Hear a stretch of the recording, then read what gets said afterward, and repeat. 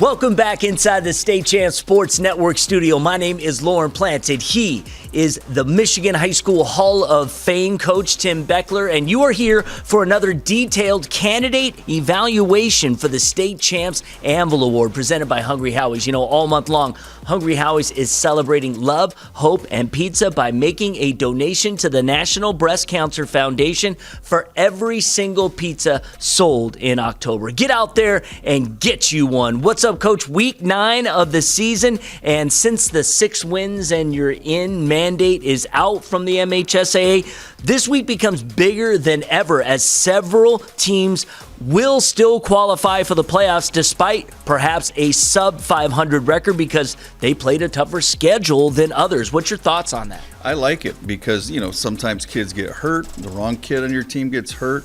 You have a couple losses, and then you get them back toward the end of the year. And some of these teams that may not make it, I think of Detroit King, they're a darn good football team.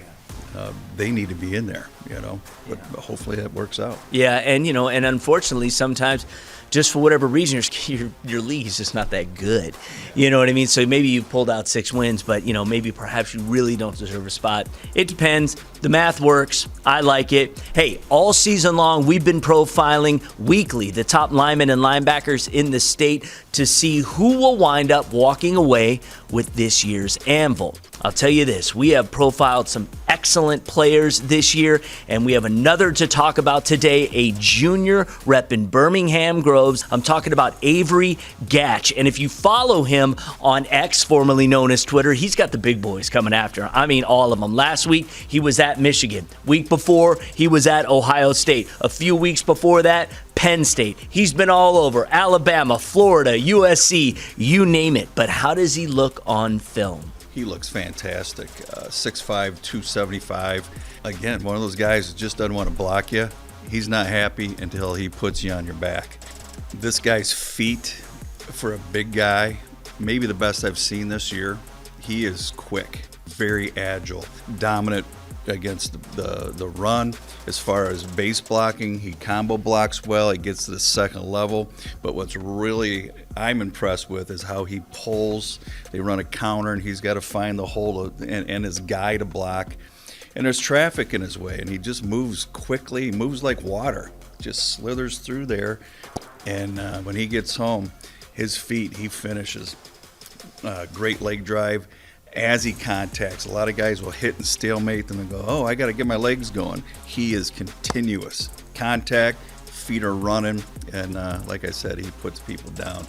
This is going to be tough. This is probably the best Anvil class since I've been helping you out with this. Yeah, which has been several years now. Yeah, we've got some football players. I know. It's crazy. And when you look at the teams coming after them, all of the Power 5 big boys for this guy and so many others.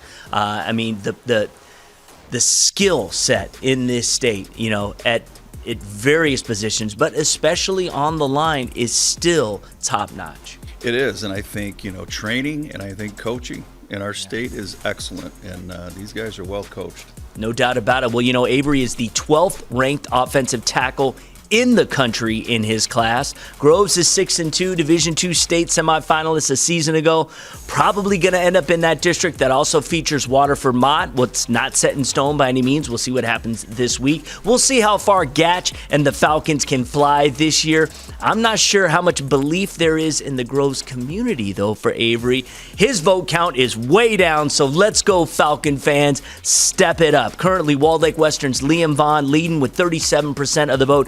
CC Stone Chaney not far behind. So voting will continue through most of the playoffs, although we are freezing our top 10 after this weekend's actions. Will we see a late entry? Who knows? Come back and see us next week.